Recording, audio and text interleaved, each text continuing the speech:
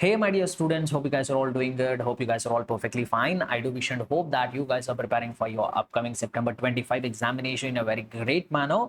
I hope your preparation is all going good.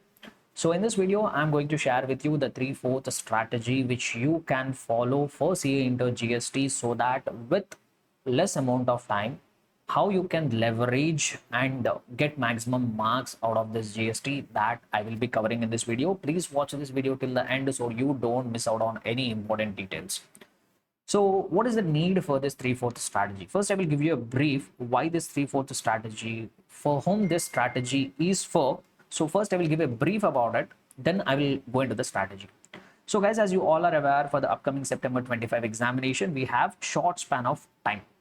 So since ICAI has made now 3 attempts for each year, attempt after attempt, since we have to give, since there are 3 attempts for each year, the time which is available for preparation for each attempt is getting reduced drastically.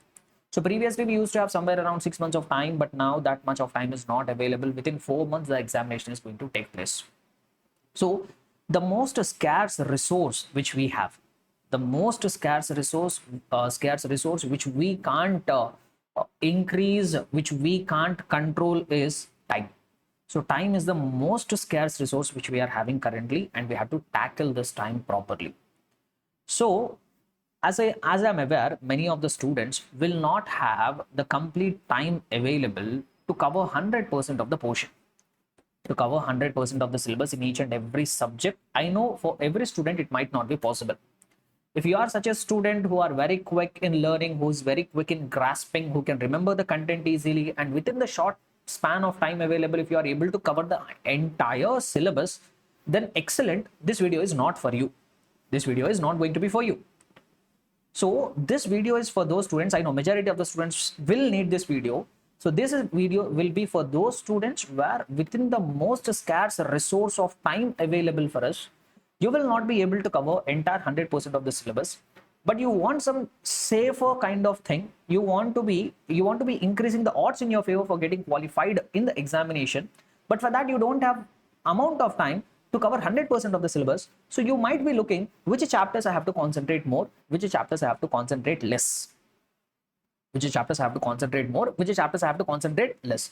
So what should be my top priority chapters? First, I should be covering what? So at any cost, I should be covering this first priority chapters. After that, if at all time is left, then I will cover for the second priority chapters. Okay, so this video is for you guys who don't have enough of time to prepare for entire 100% of the syllabus, but you want to utilize the time in a maximum possible manner so that with minimum resources or with reasonable efforts, you can cover such chapters which will increase the odds in your favor for getting qualified in the examination. And why this strategy is going to be very important for GST is, as you all are aware, GST is a part of taxation paper, and in the taxation paper we are going to have income tax and GST. Each one is going to constitute only for 50 marks. Each one is going to constitute only for 50 marks. But if I talk about the GST, for GST alone we have somewhere around 16 chapters. As per my material, you will find 16 chapters. So you will find 16 chapters. You have to cover the content of 16 chapters just to attempt for 50 marks. And an equal amount of syllabus will be there even for income tax also. So even though they have clubbed income tax and GST as a single subject, but in my view, the volume of the syllabus is equivalent to a separate subject altogether. So here for GST, the 3/4 strategy will be helpful for many students. So that's why we have identified the chapters which are going to be first priority. This you must cover within the time available. You have to cover this in order to be on a safer side. And these are second priority chapters. I will not say completely leave these chapters out. What I'm trying to convey is first priority should be this.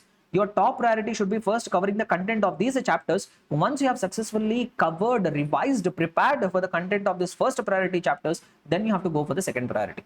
That's what my whole intention has been. So, sir, which chapters will fall under the first priority chapters?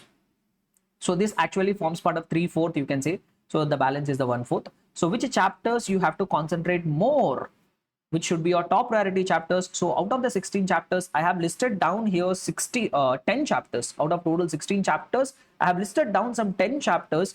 These 10 chapters should be your top priority. Sir, what are they? As you could see here, supply under GST. So supply chapter is going to be very important. Cover each and everything from this chapter. Section 7, which activities will fall under supply, which activities will not fall under supply. Schedule 1, Schedule 2, Schedule 3. Along with that, section number 8, what is composite supply, what is mixed supply, how composite supply will be taxed, how mixed supply will be taxed. So section number 7 and section number 8, which is covered as a part of supply under GST chapter, it's going to be damn important. Cover everything from this chapter. Don't leave out anything from supply under GST.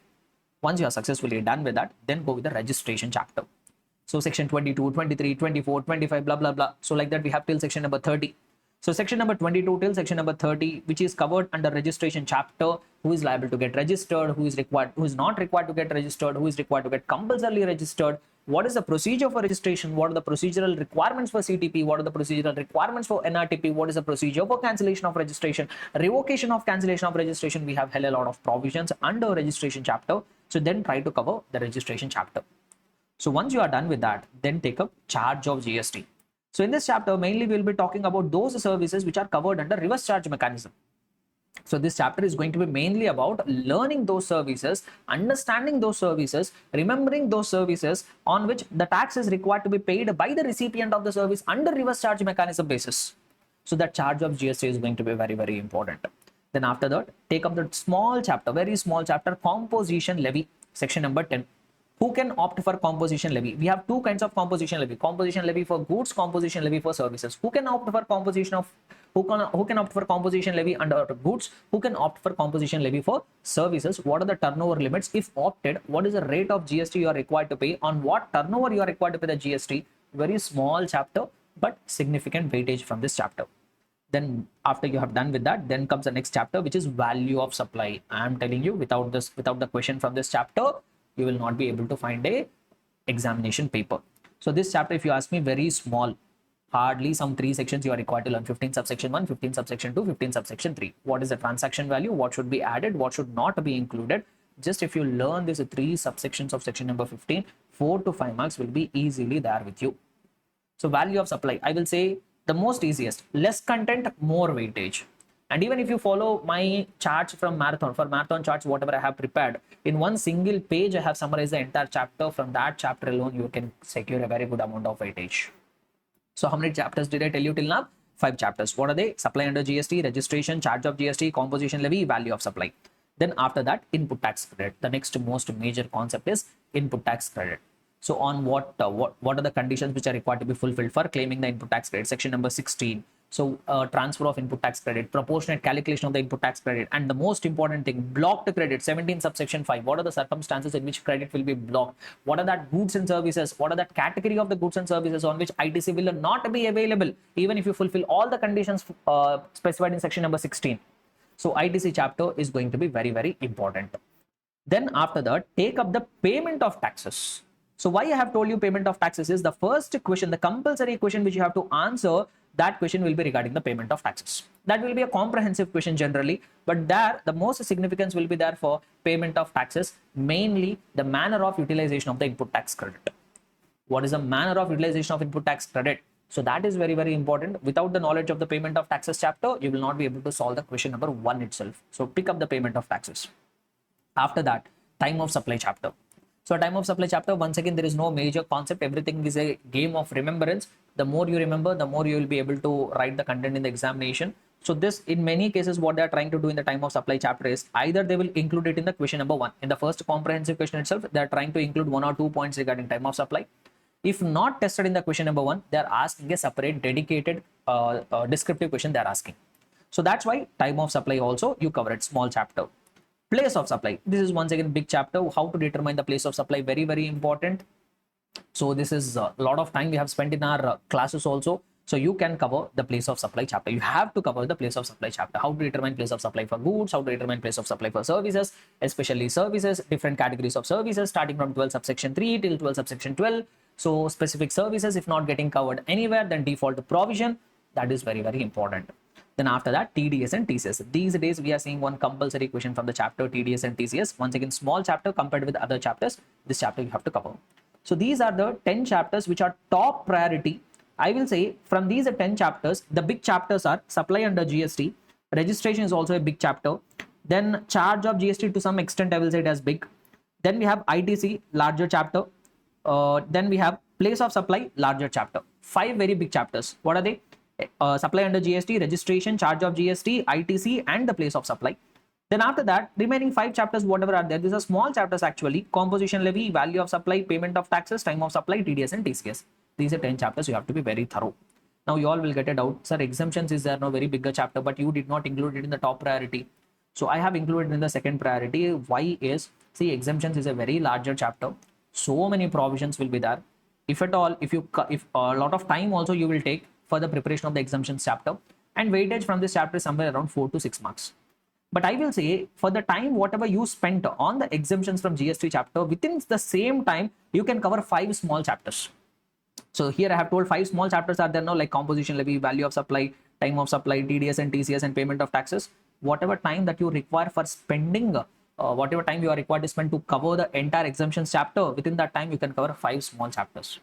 So cost benefit analysis, time you are spending and what is the weightage from that chapter. So keeping that time element, I have included exemptions in the second category. I'm not telling from these 1/4 priority 1/4 weightage of the chapters questions will not come. Yes, questions will come from here also. But what I'm trying to say here is time. You have to make proper utilization of the time. So within the small amount of time, you can cover these important topics. So first covered, these are top priority chapters. After that, whatever time that has been left, that you spend it on these chapters: introduction to GST, exemptions, accounts and records, tax invoice, debit and credit notes, eBay bill, returns.